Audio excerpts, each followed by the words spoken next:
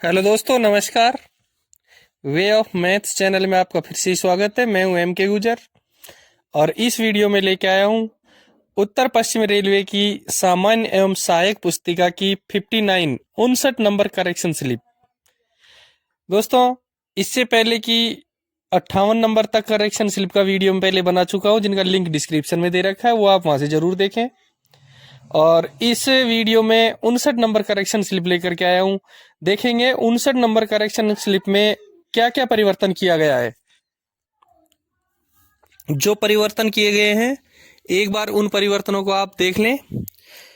Page number 97 पर नया सहायक नियम 4.19 का 2 का 8 जोड़ा गया है। सबसे पहला जो 59 करेक्शन स्लिप में जो परिवर्तन किया गया है वो है पेज नंबर 97 पर नया सहायक नियम 4.19 के 2 का 8 जोड़ा गया है। यह पहला परिवर्तन किया गया है 59 नंबर करेक्शन स्लिप में। दूसरा परिवर्तन देखेंगे। दूसरा परिवर्तन पेज नंबर 138 पर G&SR की पुस्तक के पेज नंबर 138 पर सहायक नियम 4.65 को सहायक नियम 4.65 के 1 के रूप में क्रमांकित करके प्रतिस्थापित किया गया है। पेज नंबर 138 पर सहायक नियम 4.65 को सहायक नियम 4.65 के 1 के रूप में क्रमांकित करके प्रतिस्थापित किया गया है। इससे अगला जो परिवर्तन किया गया है वो है पेज नंबर 138 पर नया सहायक नियम 4.65 के 2 व 4.65 का 3 को जोड़ा गया है। पहले सहायक नियम 4.65 ही था, अब उसमें परिवर्तन करके 4.65 का 1, 4.65 का 2 और 4.65 का 3 जोड़ दिया गया है। अगला जो परिवर्तन किया गया है 59 नंबर करेक्शन स्लिप में वो है पेज नंबर 308 पर जो वर्तमान सहायक नियम 17.08 का 1 का 6 का 4 है उसमें और 17.08 का 1 का 6 का 5 है उसमें दोनों में संशोधन किया गया है। पेज नंबर 308 पर जो सहायक नियम है 17.08 का 1 का 6 का 4 और 17.08 के 1 का 6 का 5, इन दोनों में परिवर्तन किया गया है, जो संशोधन किया गया है। ये परिवर्तन 59 नंबर करेक्शन स्लिप में है। ये आपको संक्षिप्त विवरण था। अब आप देखेंगे, इसका उल्लेख देख लें, क्या क्या परिवर्तन किया गया है वो उल्लेख देखेंगे। सबसे पहले देखें आप पेज नंबर 97 पर, पेज नंबर 97 पर देखेंगे। 97 पेज पे सहायक नियम 4.19 के 2 को देख रहे हैं आप।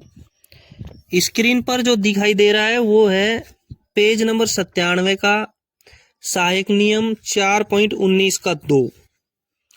इसमें गाड़ियों, कोचिंग गाड़ियों के ब्रेक यान के उपस्करों का वर्णन दिया गया है। जो है देखें आप, कोचिंग गाड़ियों के लिए ब्रेक यानों में अलमारी की व्यवस्था की जाएगी जिसमें निम्नलिखित ब्रेक यान उपस्कर यूनिवर्सल चाबी द्वारा बंद करके रखे जाएंगे। ये आप स्क्रीन पर देख रहे हैं। इसमें 7 आइटम दे रखे हैं। Portable control telephone, portable train lighting उपकरण, पोर्टेबल अग्निशामक, wooden wedges, stretcher, first aid box और 7वें नंबर पे वैक्यूम गेज यानी वैक्यूम वाली मालगाड़ियों के लिए ये दिखाई दे रहा है आपको। इसमें जो परिवर्तन किया गया है वो परिवर्तन अब देखेंगे आप।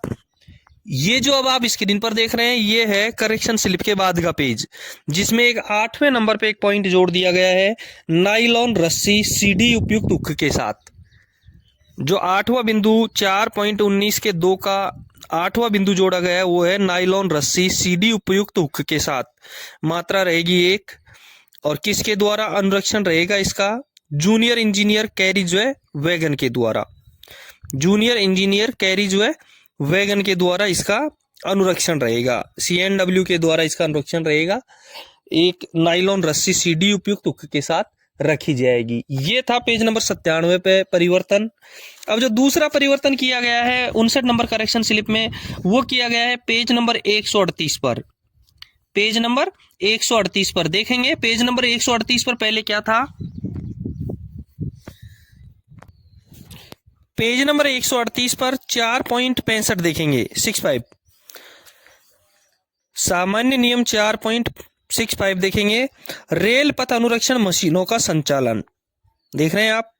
रेल पथ बिछाने, पथ पर कुटाई, ऑन ट्रैक टैंपिंग करने वाली अथवा अनुरक्षण मशीनों का संचालन स्टेशन मास्टर की अनुमति से और विशेष अनुदेशों के अनुसार ही किया जाएगा। यह है सामान्य नियम 4.65 करेक्शन। और इसमें नीचे दे रखा है सहायक नियम 4.65 अध्याय XV का परिशिष्ट के देखें। इसमें छोटा सा परिवर्तन किया गया है, एक सहायक नियम जोड़ा गया है 4.65 का 1 और 4.65 का 2 और 4.65 का 3 ये जोड़े गए हैं। 4.65 का 1 में क्या दिया गया है ये देखेंगे आप। देखें, ऑन ट्रैक टाई टेम्परों के संचालन संबंधी नियमों के अध्याय 15 का परिशिष्ट आई देखें। 4.65 के 1 में जोड़ा गया है ऑन ट्रैक एंड टाई टेम्परों के संचालन संबंधी नियमों के लिए अध्याय 15 का परिशिष्ट आई देखें। दूसरा नीचे जो इसके लिखा गया है सहायक नियम 4.65 का 2 ये भी जोड़ा गया है करेक्शन स्लिप 59 में, जिसमें लिखा गया है इंटीग्रेटेड ब्लॉक तब लिया जाएगा। इंटीग्रेटेड ब्लॉक के बारे में बताया गया है। इसमें जान रहे इंटीग्रेटेड ब्लॉक पहले G&SR के अंदर इसका उल्लेख नहीं किया गया था, ये अभी इसके अंदर उल्लेख किया गया है। ये क्या है ये देखेंगे। इंटीग्रेटेड ब्लॉक तब लिया जाएगा जब एक ब्लॉक सेक्शन में एक से अधिक एजेंसियों को एक साथ काम करना हो, यानी कि इंजीनियरिंग और विद्युत और भी किसी के द्वारा यदि सेक्शन में काम किया जाता है एक साथ कई एजेंसियों के द्वारा काम किया जाता है, कई विभागों के द्वारा काम किया जाता है, तो ऐसे ब्लॉक को कहेंगे इंटीग्रेटेड ब्लॉक। इंटीग्रेटेड ब्लॉक के संबंध में जो दिशा निर्देश हैं वो कौन कौन से हैं, उन दिशा निर्देशों को 4.65 के 2 में जोड़ा गया है। सबसे पहले दिया गया है इंटीग्रेटेड ब्लॉक के दौरान कार्य करने हेतु दिशा निर्देश। दिन के दौरान जब दृश्यता साफ हो, ऑन ट्रैक टाई टेम्परों और टावर वैगनों के काफिले, जिसमें ऑन ट्रैक टाई टेम्परों और टावर वैगनों की कुल संख्या 7 से अधिक नहीं होनी चाहिए। बहुत इंपॉर्टेंट क्वेश्चन है, बहुत इंपॉर्टेंट चीज है। एक साथ यदि इंटीग्रेटेड ब्लॉक लिया गया है तो उसमें चाहे टाई टेम्पर मशीन हो चाहे टावर वैगन हो, इनमें 7 से ज्यादा इनकी संख्या नहीं होनी चाहिए। एक ही प्रस्थान प्राधिकार के तहत ब्लॉक सेक्शन में इंटीग्रेटेड ब्लॉक के दौरान कार्य करने की अनुमति दी जा सकती है। कितने तक? 7 से अधिक नहीं होनी चाहिए, अधिकतम 7। घने कोहरे एवं तूफानी मौसम में और संचार की पूर्ण विफलता की स्थिति में इंटीग्रेटेड ब्लॉक की अनुमति नहीं दी जाएगी। बहुत इंपॉर्टेंट है। 4.65 का 2 का पहला बहुत इंपॉर्टेंट है। दूसरे में क्या लिखा गया है कि सामान्य रात के समय इंटीग्रेटेड ब्लॉक की अनुमति नहीं दी जाएगी। हालांकि विशेष परिस्थितियों में मंडल रेल प्रबंधक की अनुमति से रात के समय इंटीग्रेटेड को ब्लॉक दिया जा सकता है। इंटीग्रेटेड ब्लॉक रात के समय किसकी अनुमति से दिया जाएगा? ये DRM की अनुमति से दिया जा सकता है। विशेष परिस्थितियों में इंटीग्रेटेड ब्लॉक रात के समय मंडल रेल प्रबंधक की अनुमति से दिया जा सकता है, यानी DRM की अनुमति से दिया जा सकता है। तीसरे में क्या लिखा गया है? SSE JE रेल पथ इंटीग्रेटेड ब्लॉक के समग्र प्रभारी होंगे। इसका प्रभारी होगा SSE PV। हालांकि टावर वैगन प्रभारियों में से एक को नोडल टावर वैगन प्रभारी के रूप में नामित किया जाएगा, जो ट्रैक्शन वितरण के मामले में इंटीग्रेटेड ब्लॉक के समग्र प्रभारी के साथ समन्वय करेगा। चौथे में लिखा है वो देखेंगे। इंटीग्रेटेड ब्लॉक की स्थिति में काफिले में शामिल ऑन ट्रैक टाई टेम्परों और टावर वैगनों का क्रम समग्र प्रभारी द्वारा नोडल टावर वैगन प्रभारी से परामर्श कर ऑन ट्रैक टाई टेम्परों की कार्य दिशा और कार्य स्थल के आधार पर तय किया जाएगा। इंचार्ज दोनों नोडल प्रभारी समग्र प्रभारी द्वारा नोडल टावर वैगन प्रभारी दोनों से के द्वारा तय किया जाएगा कि क्रम क्या रहेगा। पहले मशीन रहेगी, टावर वैगन रहेगा, जो भी रहेगा, ठीक है। और इस प्रकार तय किए गए क्रम का उल्लेख इंटीग्रेटेड ब्लॉक नोटिस में भी किया जाएगा। जो एक क्रम रहेगा वो उसका उल्लेख जब नोटिस इंटीग्रेटेड ब्लॉक का नोटिस जो स्टेशन मास्टर से द्वारा जो ब्लॉक लिया जाएगा, इंटीग्रेटेड ब्लॉक लिया जाएगा, उसके अंदर इसका उल्लेख भी किया जाएगा। समग्र प्रभारी 5वें बिंदु में जो लिखा गया है वो है समग्र प्रभारी नीचे दिए गए प्रारूप में स्टेशन मास्टर को 2 प्रतियों में इंटीग्रेटेड ब्लॉक नोटिस प्रस्तुत करेगा। 2 कॉपियों में नीचे जो दिया गया है देखेंगे, इंटीग्रेटेड ब्लॉक नोटिस दिया गया है, इसको 2 कॉपियों में स्टेशन मास्टर को प्रस्तुत करेगा। समग्र प्रभारी और टावर वैगन के नोडल प्रभारी उनके मध्य ब्लॉक कार्यविधि के बारे में आदान प्रदान की गई जानकारी के आश्वासन में निजी अंक का आदान प्रदान करेंगे, प्राइवेट नंबर का, और इस प्रकार उनके बीच आदान प्रदान किए गए निजी अंक का उल्लेख इंटीग्रेटेड ब्लॉक नोटिस पर भी किया जाएगा। देखेंगे इंटीग्रेटेड ब्लॉक नोटिस, ये आप नीचे देख लें। इसमें मोस्ट चीज गई है वैगनों का क्रम, मशीन वैगन जो भी है उसका क्रम नीचे दिया गया है 1 2 3 4 5 6 7।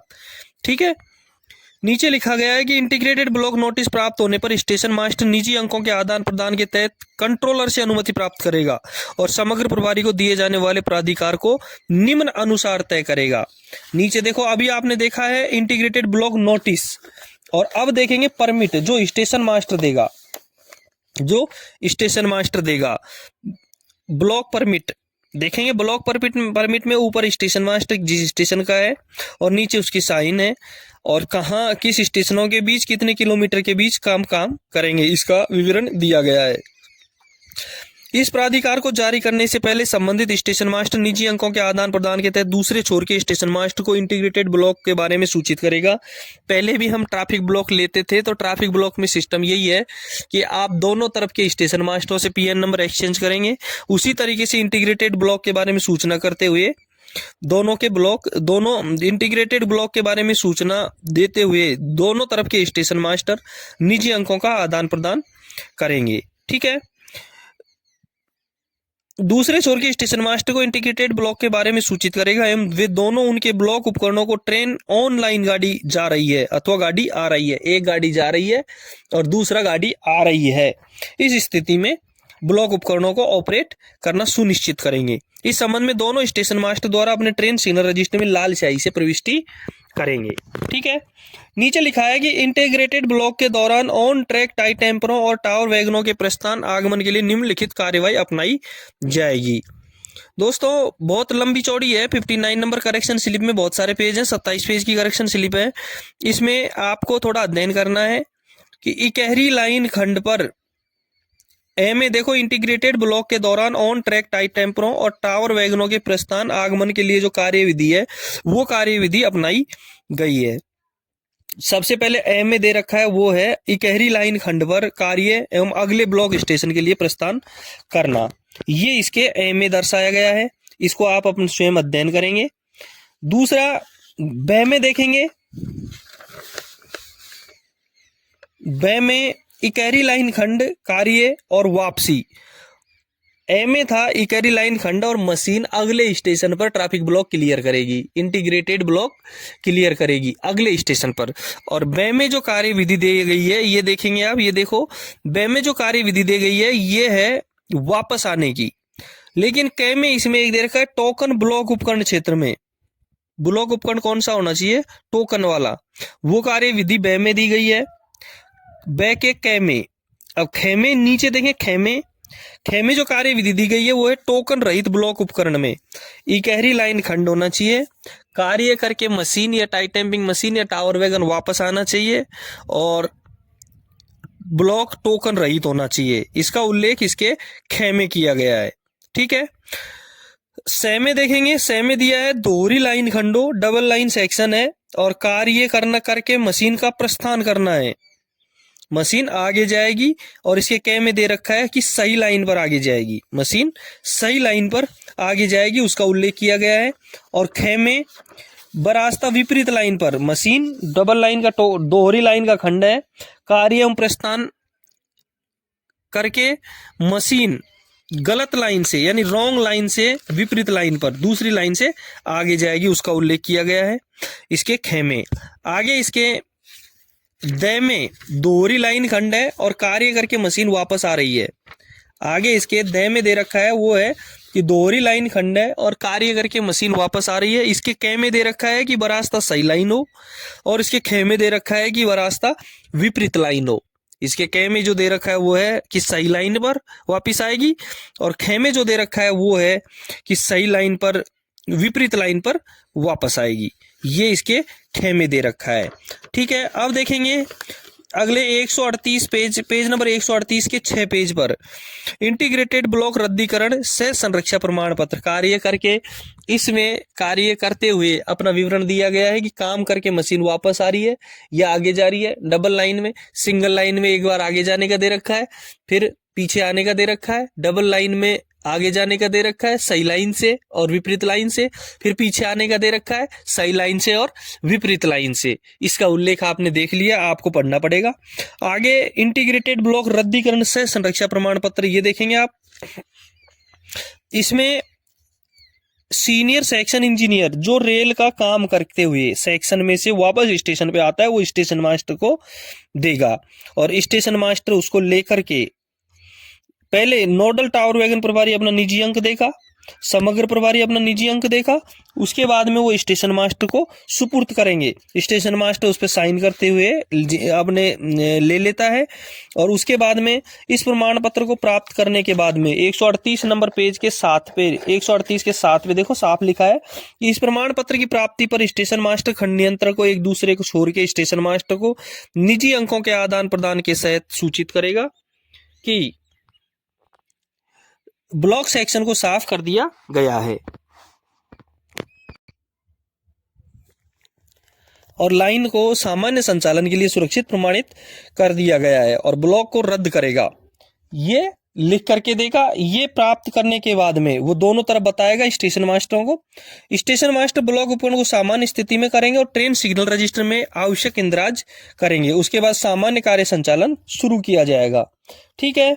इसके नीचे ही समग्र प्रभारी, इंटीग्रेटेड ब्लॉक के जो सारे प्रभारी हैं, समग्र प्रभारी जो मुखिया है, संरक्षा प्रमाण पत्र जारी करने से पहले ये देखने के लिए सर्वथा उत्तरदायी रहेगा कि सेक्शन सभी अवरोधों से मुक्त है और सामान्य कार्य संचालन के लिए उपयुक्त है।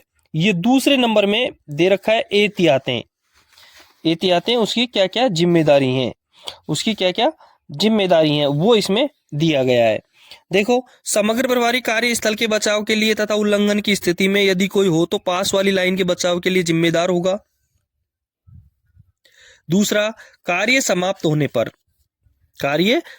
होने पर अगले स्टेशन जाते समय अथवा पिछले स्टेशन पर वापस लौटते समय समग्र प्रभारी अंतिम ऑन ट्रैक टाई टेम्पर अथवा टावर वैगन जैसे भी मामला हो पर यात्रा करेगा।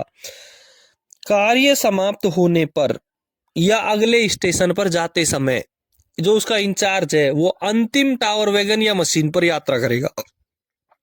दोनों ओर के स्टेशन मास्टर प्राइवेट नंबर के आदान प्रदान के अधीन ब्लॉक खंड में कार्य करने के लिए अनुमत ऑन ट्रैक टाई टेम्परों एवं टावर वैगनों की संख्या की सूचना इस ब्लॉक खंड में स्थित सभी संपार फाटकों के गेटमैन को देंगे। ये आवश्यक दिशा निर्देश है कि इस दौरान क्या क्या कार्य, क्या क्या सावधानियां एहतियातें बरतनी है। चौथी जो सावधानी बरतनी है वो देखे, इंटीग्रेटेड ब्लॉक के दौरान काफिले में ऑन ट्रैक टाई टेम्पर एवं टावर वैगनों के ब्लॉक खंड में साथ साथ चलते समय टाई टेम्पर टावर वैगन के ऑपरेटरों ड्राइवरों की ये जिम्मेदारी होगी कि वे एक दूसरे से कम 180 मीटर की दूरी पर रहें। बहुत इंपॉर्टेंट चीज है, बहुत इंपॉर्टेंट है कि उन दोनों के बीच में कम से कम 180 मीटर की दूरी रहे। कार्य के लिए ब्लॉक सेक्शन में जाते समय और कार्य समाप्ति के पश्चात लौटते समय ऑन ट्रैक टाई टेम्परों एवं टावर वैगनों की गति 40 किलोमीटर प्रति घंटे से अधिक नहीं होनी चाहिए। बहुत इंपॉर्टेंट है कि दोनों के बीच की दूरी 180 मीटर से कम नहीं होनी चाहिए और टावर वैगनों की गति 40 किलोमीटर प्रति घंटे से अधिक नहीं होनी चाहिए। पांचवा जो बिंदु है वो देखेंगे, कार्य के दौरान जब मानव सहित या मानव रहित संपार फाटक पार करना आवश्यक हो, प्रत्येक on track tie tamper tower wagon को संपार फाटक से पहले रोक लिया जाए और ऑन ट्रैक टाई टेम्परों या टावर वैगनों की और सड़क यातायात की संरक्षा सुनिश्चित करने के बाद ही पार किया जाए। छठा जो बिंदु है वो है, काफिले का समग्र प्रभारी ऑन ट्रैक टाई टेम्परों टावर वैगनों के बचाव के लिए सदैव अपने साथ 4 सक्षम झंडी वाले फ्लैगमैन जो प्रत्येक बैनर, फ्लैग, पटाखों तथा लाल हाथ झंडियों से सुसज्जित हो रखेंगे। कितने? 4। एक फ्लैगमैन कार्यस्थल के दोनों ओर 600 मीटर की दूरी पर बैनर, फ्लैग प्रदर्शित करेगा और इसी प्रकार एक फ्लैगमैन कार्यस्थल के दोनों ओर 1200 मीटर की दूरी पर हाथ सिग्नल लेकर के खड़ा रहेगा। ठीक है।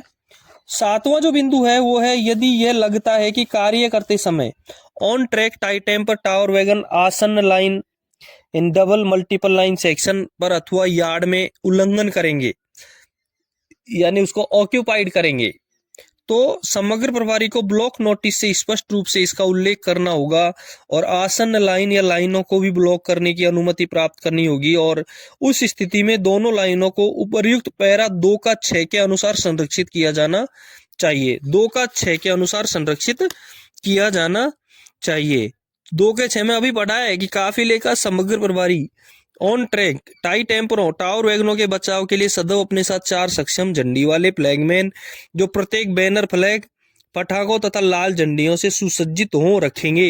एक फ्लैगमैन कार्यस्थल के दोनों ओर 600 मीटर की दूरी पर बैनर फ्लैग प्रदर्शित करेगा और इसी प्रकार एक फ्लैगमैन कार्यस्थल के दोनों ओर 1200 मीटर की दूरी पर हाथ सिग्नल दिखाएगा। इस तरीके से संरक्षित किया जाना आवश्यक है। 8वें नंबर के बिंदु में देखेंगे कि इंटीग्रेटेड ब्लॉक के दौरान समग्र प्रभारी अन्य कार्यरत एजेंसियों के प्रभारियों के साथ समन्वय रखेगा ताकि संरक्षण सुनिश्चित की जा सके। कम्युनिकेशन तो चालू रखना है उस समय। 9 नंबर के बिंदु में लिखा है कि यदि आवश्यक हो तो पावर ब्लॉक लेने और कार्य समाप्ति के बाद उसे रद्द करने के लिए नोडल टावर वैगन प्रभारी भी जिम्मेदार होगा, यदि आवश्यक हो तो। 10वें नंबर में लिखा है कि खंड नियंत्रक इंटीग्रेटेड ब्लॉक के लिए दी गई अनुमति के संबंध में नियंत्रण कार्यालय में स्थित सभी कार्यरत एजेंसियों के नियंत्रकों को सूचित करेगा, सभी कंट्रोलरों को सूचित कर देगा। सभी कार्यरत एजेंसियों के संबंधित नियंत्रक नियंत्रण कार्यालय से ब्लॉक की निगरानी करेंगे। कंट्रोलर भी सभी कंट्रोलर अपने कंट्रोल रूम से ही उनकी निगरानी करेंगे, यथावत सावधानियां रखेंगे। 11 नंबर के जो बिंदु में लिखा है वो देखेंगे कि station master engineering block register, power block register और ट्रेन सिग्नल रजिस्टर में लाल स्याही से आवश्यक प्रविष्टियां करेगा। इंटीग्रेटेड ब्लॉक के मामले में station master engineering block register, power block register और ट्रेन सिग्नल रजिस्टर TSR में लाल स्याही से आवश्यक प्रविष्टियां करेगा। दोस्तों ये था सहायक नियम 4.65 का बिंदु 2। और अब जो नया जोड़ा है वो बिंदु देखेंगे 4.65 का बिंदु 3। देखें कि block power block integrated block के दौरान काम करने वाली ऑन ट्रैक या टाई टेम्परों और या टावर वैगनों के लिए, देखो चाहे ब्लॉक हो, चाहे पावर ब्लॉक हो, चाहे इंटीग्रेटेड ब्लॉक हो, उनके लिए 2 सावधानियां दी गई हैं, वो देखेंगे। पहली है block power block integrated block के दौरान किसी भी ट्रेन को IBS सिग्नल तक आगे बढ़ने की अनुमति नहीं दी जाएगी। किसी भी ट्रेन को IBS सिग्नल तक आगे बढ़ने की अनुमति नहीं दी जाएगी, भले ही IBS तक का सेक्शन क्लियर हो, जब तक कि ऑन ट्रैक टाई टेम्परों या टावर वैगनों पूर्ण रूप से न आ जाएं और लाइन को सुरक्षित प्रमाणित नहीं कर दिया जाए और block power block integrated block को रद्द नहीं कर दिया जाए। ठीक है, IBS तक किसी भी ट्रेन को जाने की अनुमति नहीं दी जाएगी, चाहे ब्लॉक सेक्शन क्लियर हो। दूसरी जो सावधानी बरतनी है वो है स्वचालित ब्लॉक क्षेत्र को पूर्ण ब्लॉक क्षेत्र माना जाएगा। स्वचालित ब्लॉक क्षेत्र को पूर्ण ब्लॉक क्षेत्र माना जाएगा। सभी स्वचालित सिग्नलों को निलंबित माना जाएगा। हालांकि गेट रोक सिग्नल यदि कोई है तो उसको संकेतों का पालन किया जाएगा। यदि गेट रोक सिग्नल है तो उसके संकेतों का पालन आवश्यक रूप से किया जाएगा। ठीक है, ये था 4.65 के 3 का बिंदु 3। इससे अगला जो परिवर्तन किया गया है वो परिवर्तन है पेज नंबर 308 पर। इससे जो अगला परिवर्तन किया गया है वो है पेज नंबर 308 पर। पेज नंबर 308 पर सहायक नियम 17.8 का 1 का 6 का 4, 17.8 के नियम नंबर 17.8 के 1 का 6 का 4, पेज नंबर 308 देखेंगे। स्क्रीन पर जो दिखाई दे रहा है वो है, इसमें 6 के 4 में लिखा गया है कि टावर वैगन अधिकतम 10 किलोमीटर प्रति घंटा से ज्यादा गति पर नहीं चलेगा एवं रुकने के लिए तैयार रहेगा। अभी देखा है अपन ने कि उसकी स्पीड कितनी कर दी गई है, 40 कर दी गई है। और 5वें में जो परिवर्तन किया गया, 5वां जो है जिसमें परिवर्तन करना है वो है काम नहीं करने की स्थिति में अथवा सेक्शन में प्रवेश करते समय अथवा क्लियर करते समय 2 टावर वैगनों के मध्य कम से कम 120 मीटर की दूरी रखनी होगी। ये था पुराना। अब इसमें परिवर्तन जो किया गया वो आप देखें स्क्रीन पर। स्क्रीन पर जो दिया गया है इसमें चौथे बिंदु में लिखा गया है कि टावर वैगन अधिकतम 40 किलोमीटर प्रति घंटा से ज्यादा गति पर नहीं चलेगा एवं रुकने के लिए तैयार रहेगा। परिवर्तन कर दिया, पहले इसमें 10 किलोमीटर प्रति घंटे की रफ्तार थी, अब इसको 10 किलोमीटर प्रति घंटे की रफ्तार से बढ़ा करके 40 किलोमीटर प्रति घंटे की रफ्तार कर दी गई है। पांचवें बिंदु में लिखा गया है कि काम नहीं करने की स्थिति में अथवा अर्थात सेक्शन में प्रवेश करते समय अथवा क्लियर करते समय, काम नहीं कर रहा है सेक्शन में, ब्लॉक सेक्शन में प्रवेश कर रहा है या निकल रहा है, सेक्शन क्लियर कर रहा है, समीपवर्ती टावर वैगनों या दूसरी मशीन समान मशीनों से कम 180 मीटर की दूरी रखनी होगी। ये पहले 120 मीटर की दूरी थी। ये परिवर्तन किया गया है 308 नंबर के पेज पर। दोस्तों ये था 59 नंबर करेक्शन स्लिप। जो 59 नंबर करेक्शन स्लिप थी उसमें जो परिवर्तन किया गया था वो परिवर्तन थे ये जो आपको दिखा दिए गए हैं। इससे आगे की जो 60 नंबर करेक्शन स्लिप है वो अगले वीडियो में दिखाएंगे, और इससे पहले की जो करेक्शन स्लिप थी उसका लिंक मैंने डिस्क्रिप्शन में दे रखा है, वहां से आप जरूर देखें। दोस्तों समय समय पर मैं विभागीय परीक्षाओं के पेपरों के वीडियो अपलोड करता रहता हूं, आप जरूर देखिएगा, आपको डिस्क्रिप्शन में जरूर मिलेंगे। यदि अपने डिवीजन या रेलवे में यदि किसी प्रकार के कोई पेपर हैं तो मेरे टेलीग्राम चैनल पर जरूर भेजें, मुझे व्हाट्सअप करें, मेरे मोबाइल नंबर दिए गए हैं। थैंक यू, फिर मिलेंगे अगले एपिसोड में करेक्शन स्लिप 60 के साथ।